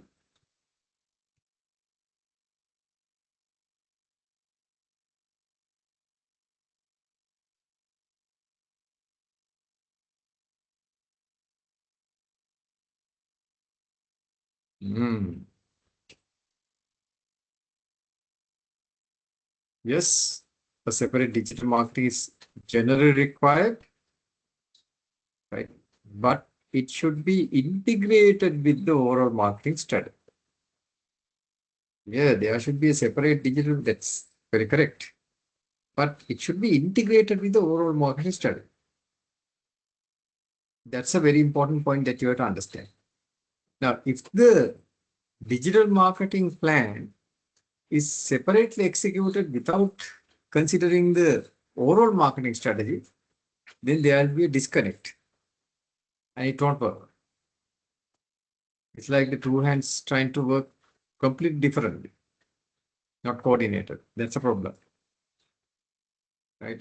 So the digital marketing plan should focus on the specialized channels, right? Particularly the online channels. The audience behavior, that's the online audience. Matrices and tools, we have to have separate matrices and tools, right? As we talked, right? Then budgeting and resource allocation should be separate. Control strategy, of course, the digital strategy would be different, but integrated, always integrate with the overall marketing strategy. So your overall marketing strategy should be set broad goals, brand awareness, customer acquisition and loyalty. Your digital marketing plan should then show how will you achieve this using digital channels. For digital, if you have in addition to the physical channels. In short, just create a separate digital marketing plan, but make sure it fits with the larger marketing strategy. Now, for an example, in the digital marketing plan, you try to differentiate, but if your larger marketing strategy is about cost leadership, then it won't work. So there should be consistency and integration.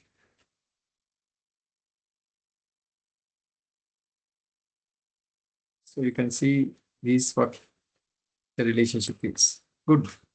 My students got the point. So situation in the source stack framework we understood. And in doing a situation analysis, you can perform both a SWOT and a TOWS analysis, which I already discussed with you, isn't it? So TOWS is where you take the max, you can see the SO strategy, you take your strengths and gain opportunities. Then you use your opportunities to address or attack weaknesses and your strengths to attack threats. And you are going to minimize weaknesses as well as threats. So that's a TOWS analysis. Okay, so we discussed these things earlier. Then objective setting, that's in source stack framework, right? The second one. So you need to have clear objectives, smart objectives, and then balance scorecard framework for, of course, you can link it with performance measurement, the last one, the C source stack. And also that also is linked with the objective setting. Online value proposition, we already discussed about value proposition. An online value proposition is a statement of the benefits of e-commerce service that ideally should not be available in competitor offerings or offline offerings. Only what you can get in online, right? Now I give a small task to you. Can you tell me real world examples of online value propositions? Right? Real world examples on value propositions? Because that's a must. In strategy, you have to very well clarify what's your online value proposition. If you're unable to do that, then your organization is doomed. Can you give me examples? Now, if you take Amazon, what's the online value proposition of Amazon? Amazon ने क्या the online value proposition?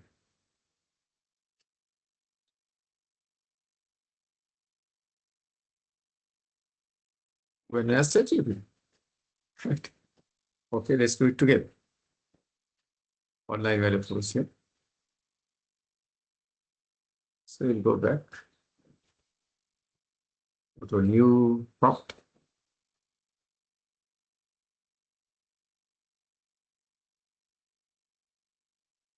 And you give me real world example.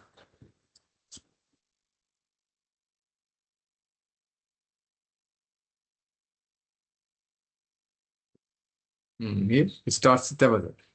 Low prices, vast selection, and fast delivery. And also, I would like to add technology, usage of technology. That's a real world example. Then Netflix, watch anywhere, cancel it. So that's their online policy. Right? Still, I did not see anyone could attack that. Then Airbnb, which is providing accommodation, logic. Belong anywhere. Spotify, that's music for everyone. Uber, tap the app and get a ride. See, that's their online proposition. Apple, online store, the best place to buy the products you love. Booking.com, Canva, Zappers, and even Coursera. So Coursera is an online platform where you can take different courses, learn without limits. Accept top university courses online without physically attending, affordable compared to traditional education. So these things you could do. So key part of the strong OVP, clear benefits. The online value proposition should be very clear. Then digital convenience, easy, fast, and accessible. Reduction of risk, free returns, cancel anytime, secure payments like Netflix. Then emotional appeal, belong, create, and explore. So those are some of the online value propositions. So for your own business, see what's your online value proposition if there's an online version. And if you're going to introduce, of course, you have to expand, you have to tell what's the digital business strategy, then what's there. Right. So in strategy, you have to be very clearly explaining that. Examples for OVP are given in the book. Okay. So yeah.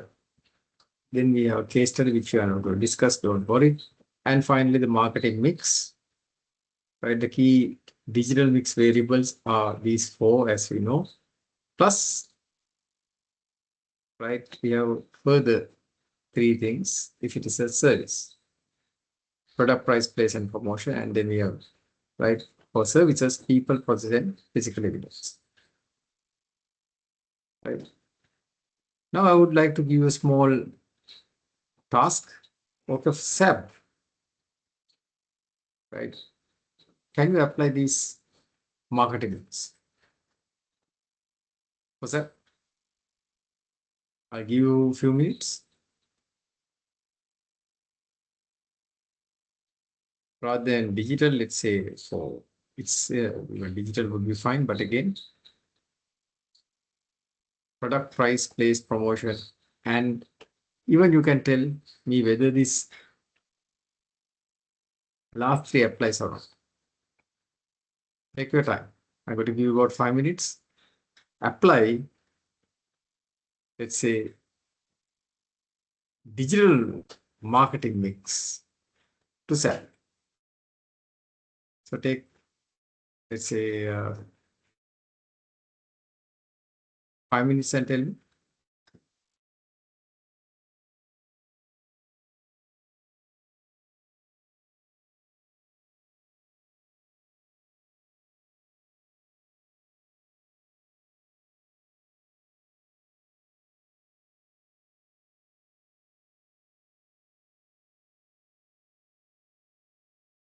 So tell me whether it's 7-piece or 4-piece.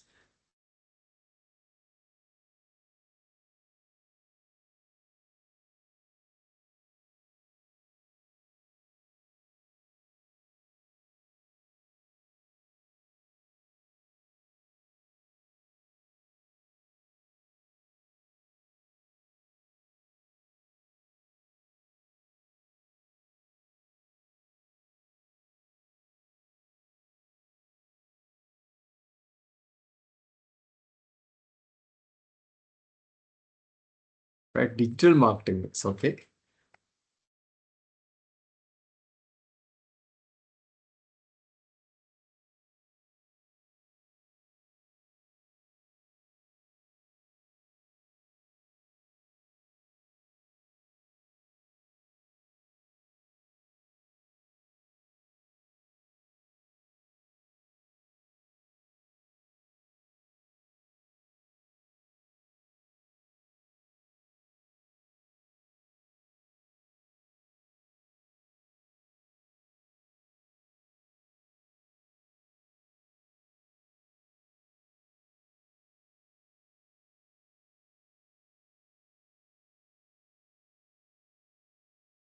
Is it 4-piece or 7-piece for the digital marketing metrics for SAP?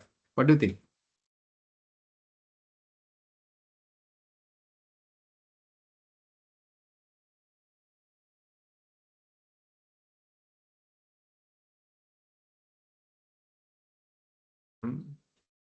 So again, use your teaching tool, the learning tool, right? ChatGPT. Let's take you through. So yes, it's 7-piece because it's a service. Education is a service, right? You don't deliver products, no? It's a service, right? SAP is a service provider. So you can see product. What's product? Product is the educational programs that SAP offers, the degree programs, and still we don't have short courses and diplomas, right? But in the future you can think of. So those are products particularly offered online. And we can have what? E-learning portals, 24/7 access to resources, recorded lectures. Those are some ways that we can deliver these courses. In the price, of course, the flexible pricing modules can be given for online courses, right? Particularly rather than physical, because then physical courses, of course, we have to take into consideration the infrastructure cost and other things in pricing. But when it's digital, you can lower the price. In the place is where you can get these courses, of course, on the website, access these courses from the website, mobile app, social media, etc. Right? These are learning platforms. You can have places where students engage digitally. Then the promotion. Of course, you have to go beyond traditional newspaper advertisements, physical advertisements. You can use digital ads. So Google ads, Meta or Facebook ads, content marketing, SEO, and those kind of things, even emails. And the people are the staff, lecturers, and student ambassadors. Need to be active online. Don't know. I think now, of course, I could see that SAP has taken active steps for active engagement. Then the processes. That's the internal processes.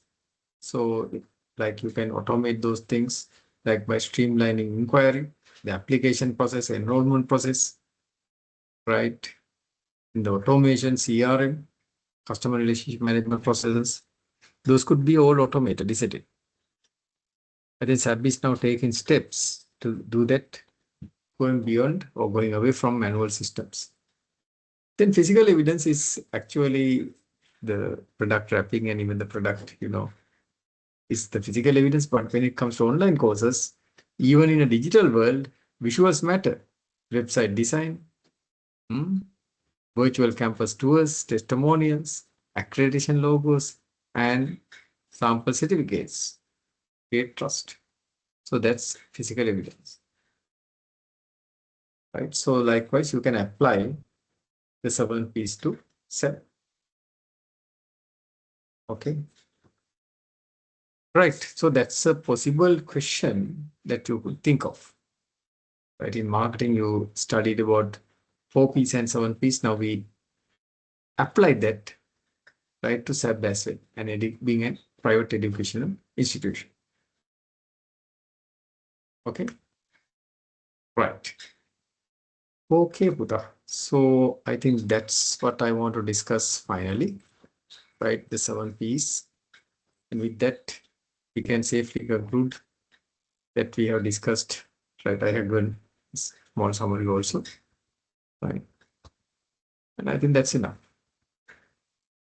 So we had a comprehensive discussion today about digital marketing strategies. So with this, I think we can conclude our syllabus. I'm not going to discuss about anything about corporate governance. It will be a little bit too much, digital governance particularly. But I think with this, we can conclude the entire syllabus. Starting from chapter number 1, going up to chapter number 8. There's no chapter number 7 because we combined that with chapter number 6. So we can conclude with chapter number 8. Okay, so we had a huge discussion, a comprehensive discussion and a coverage on digital business strategies. Starting from the definition, and today we are even discussing digital marketing strategies as well. Discuss a lot of concepts, a lot of application, case studies, etc., etc. Okay. So that ends the discussion of the syllabus, right? Any questions? Of course, now past paper, right? You can go to your LMS. So I think the LMS got closed itself. I don't know, it's there. Right, and you can go and download a past paper. I have put a past paper. So let me now shift to that. But before that, any questions for that?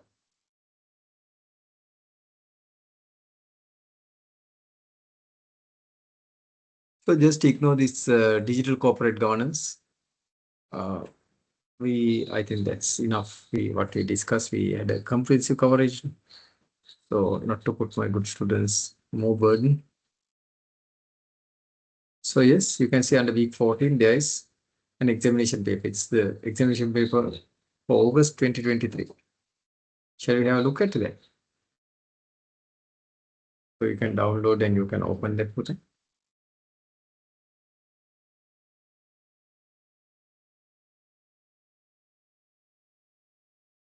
Right.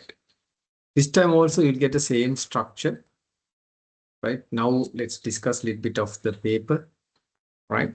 If you do have any questions, you can ask me, or you can send it as a message. I don't know whether the message feature is accessible. Right. Now the paper structure, let me teach you. Right. So there will be question number 1, which is compulsory. And it carries 40 marks and it's a mini case study. Question number 1.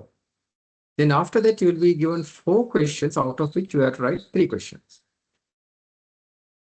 Right. So sandwich steel's a case study. Sandwich steel is a case study which is already there. Right. Already there in the textbook. So I have taken the same case study and put it over here. Right. So I discussed certain case study, EcoMom case study, and this case study with you. Right. You will get a similar case study, not the same one, of course, a similar case study. So remember, question number 1 is compulsory. Out of then, so altogether, this is the way that the question distribution would be there. So question number 1 will carry 40 marks. Then there are another 3 questions that you have to write. out of 4 questions. Each question would carry 20 marks each. So 20 into 3 is 60 plus 40 is going to be 100. Is that clear? Okay. So in this mini case study under question number 1, you will get a 1 page or 1.5 page description. It's about 1.5 page. Right? It will give you a business scenario. Now here, right, for this exam, it was what? Sandwich Steel. It can be Uber, it can be Pick Me, or it can be Sab, or it can be anything. Right. So then there will be some questions. Usually these questions are quite similar.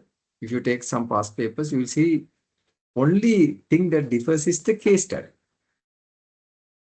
These are some similar case questions. The first question is to discuss what's the micro and macro environmental elements. But if you just write what's micro elements and macro elements, you will get quite low marks. You have to write with application to the given case. It's about a steel company. So what's the micro environmental factors as well as macro environmental factors? Did we discuss that in the class? Yes, indeed, we discussed. Micro is what?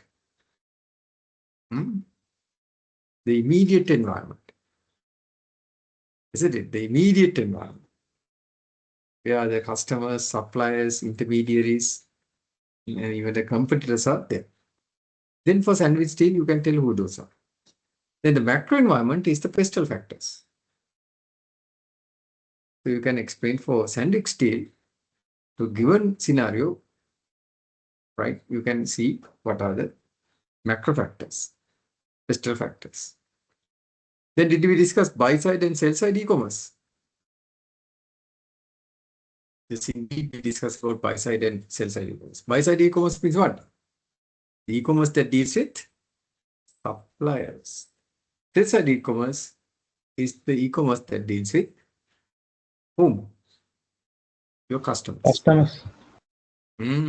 Customers, indeed. Then to discuss what Sandvik Steel's digital business strategy. So you have to read the case and understand what's their digital business strategy, which is based on differentiation or cost leadership for what. Then discuss disintermediation and reintermediation, right, for the particular case. So what's disintermediation? Disintermediation, did we discuss that? Disintermediation discuss kara? Yes, sir. Oh, remember. We had a lengthy discussion. Disintegration means removal of traditional intermediaries. For Sandvik steel, you can see how it's done. The reintermediation, you bring more sophisticated modern intermediaries rather than traditional intermediaries. So for Sandvik steel, what are your suggestions? Then the next question is on corporate governance, which I did not discuss. So you will never get a corporate governance question. Don't worry. What I test is what I teach. What I teach is what I test. Then finally, recommend digital business strategies. So what kind of strategies you can explain or you can implement in this company? Particularly when you address your group assignment, you would have come up with different strategies.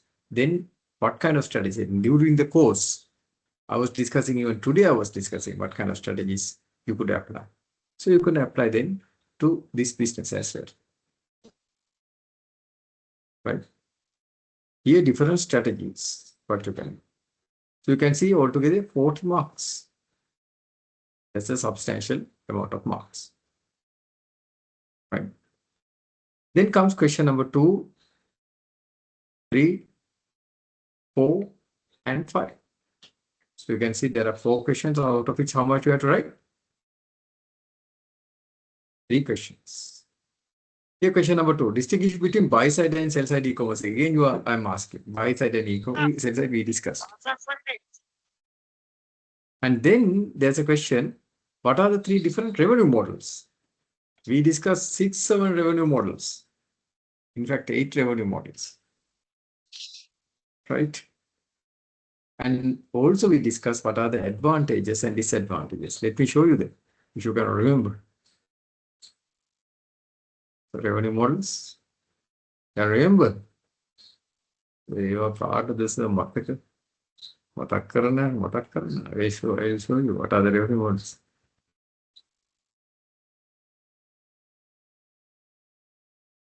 So here, these are the revenue models. Right? There are 8 revenue models I discussed. Not only I discussed those things, then I explained what are the advantages and disadvantages of some revenue models. Here, the answer is there. Slide number 29.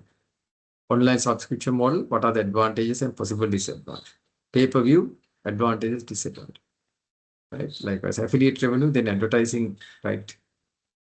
So, what are the advantages and disadvantages? So, we have discussed it all.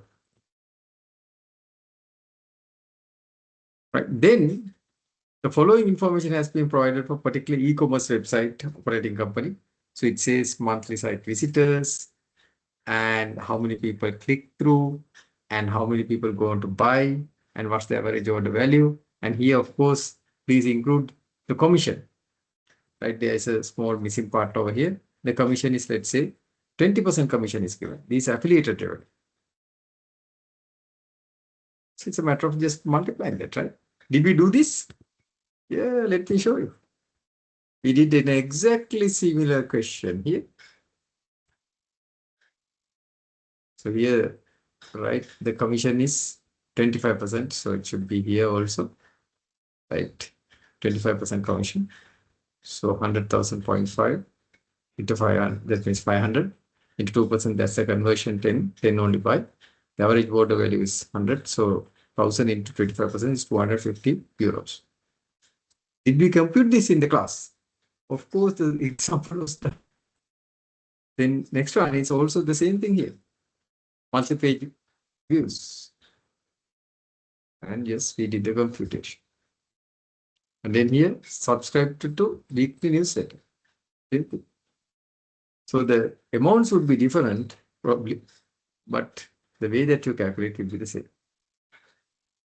So can you write even now if the paper is given? Yes. So that's question number 2. Then question number 3. Discuss the concept of zero moment of truth and content marketing. Did we discuss zero moment of truth? Indeed, we discussed. And content marketing, that we discussed today. Content marketing metrics. And then explain the advantages and disadvantages going for digital business by a business entity in comparison with continuous brick and mortar. So what are the advantages? In the case study we discussed on the first day itself.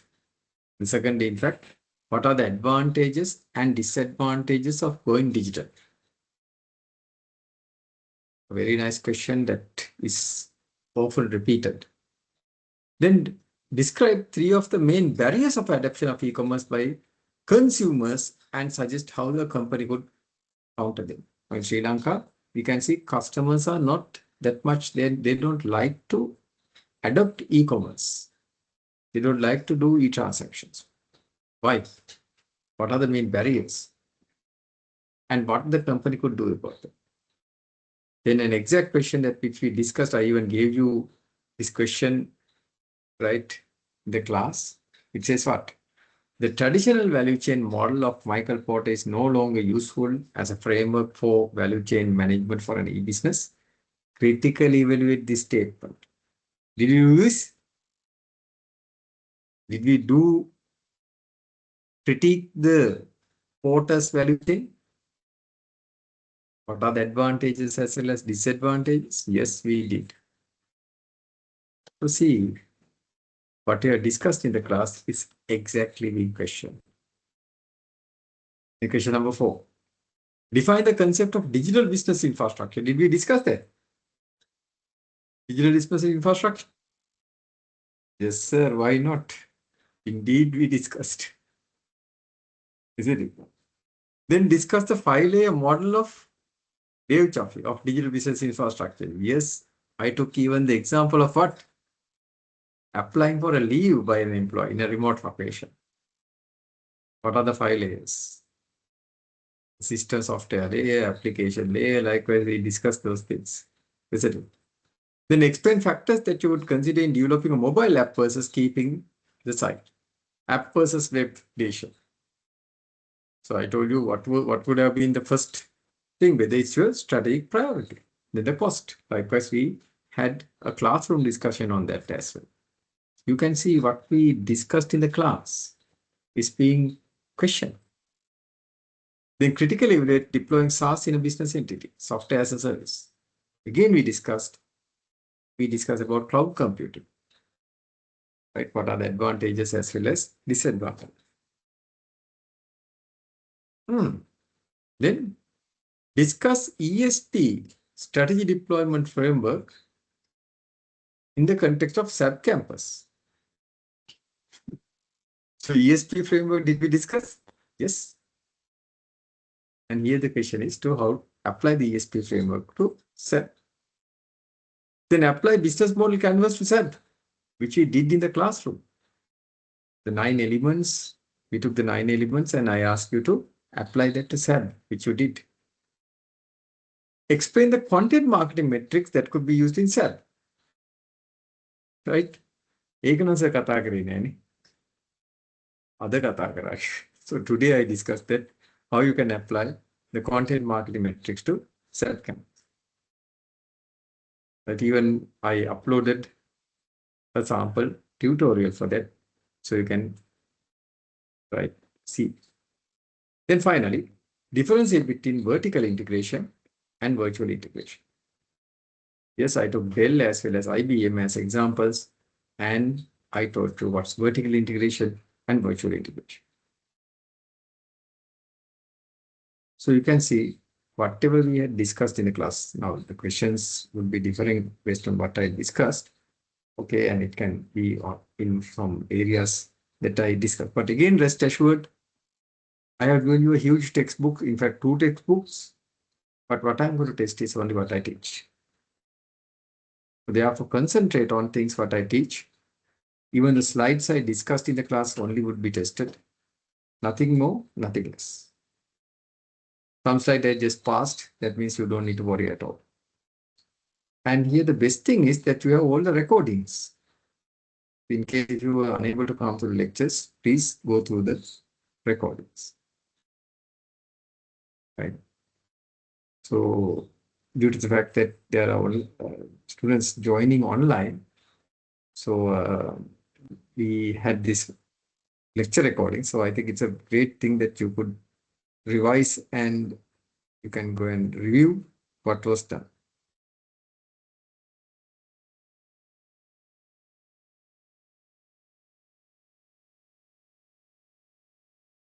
Okay.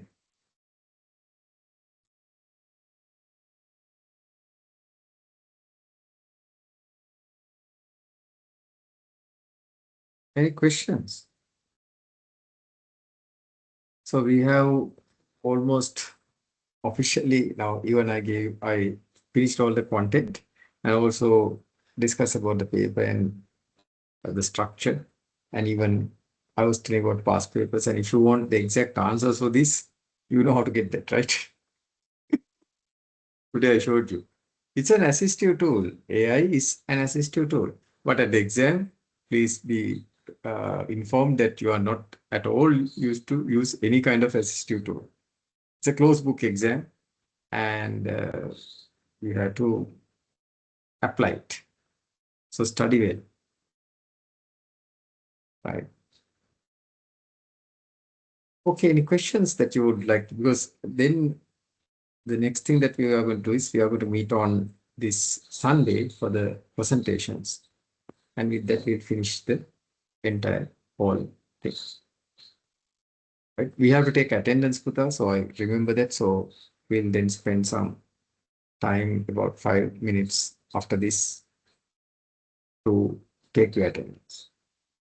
Any questions?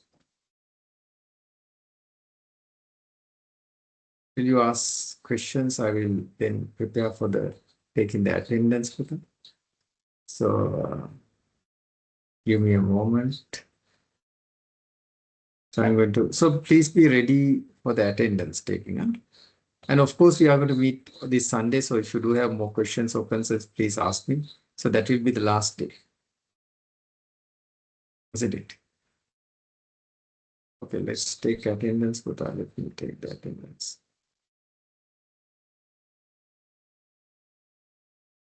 Give me a moment till I set up the attendance. So today is, see if the attendance is there. Hopefully it is there. That's great. Okay, today's 29. That's very nice. So 9 to actually take me. So we ready with I'll be displaying this one. So we ready with that.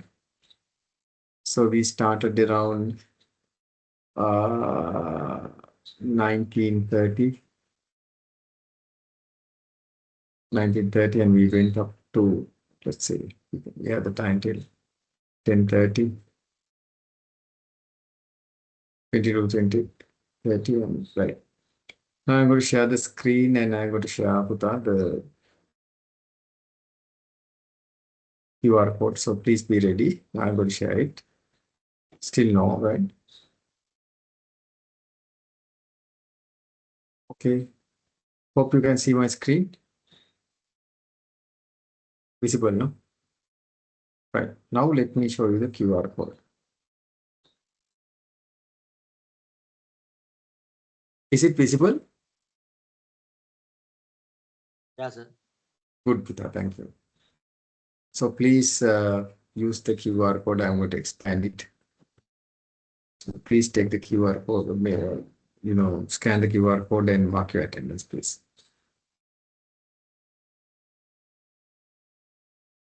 The screen එක පිරෙන්න දැන්.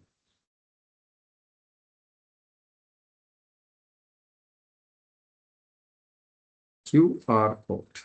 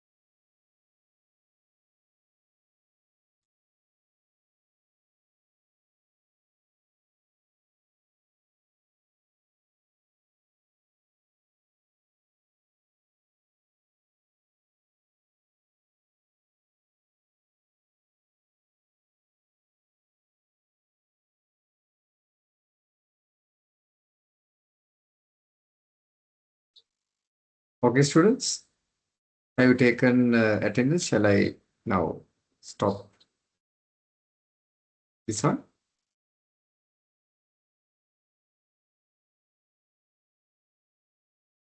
It's fine, no? Anyone who was unable to do this? I think no one should be having any issues because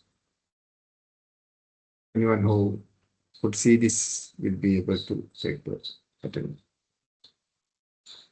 Right. So in that case, I'm going to close this. Right. I hope it's fine, right? Okay, so with that, then we'll finish for today. appreciated for your active participation. So I saw students, lot of students who actively participated. So indeed, we are going to meet on this Sunday and we are going to have the presentations. But this will be the last day that I'm going to discuss about the theory things as well as the practical applications. So let me take this opportunity to wish you all the very best in your preparation for your presentation, group presentations, and the report as well as the presentations. So let me wish you the level best for that, as well as for your examinations, as well as for your life, right? Exams as well as life endeavors, right? May you achieve the highest success and be very resourceful persons, graduates that will have a tremendous positive impact, right, in our society. Okay, Buddha. So with that, then we'll complete for today. Thank you very much and good night. Thank you, sir. Good night. Thank you, Buddha. Good night. Thank you, Please sir. take care. Good night. Okay, Buddha. Good night, Buddha. Please take care. Good night. Thank you, sir. Thank you, Buddha. Good night. Please take care. Thank you. Good night, sir. Okay, Buddha. Good night, Darul. Good night. Please take care, Darul.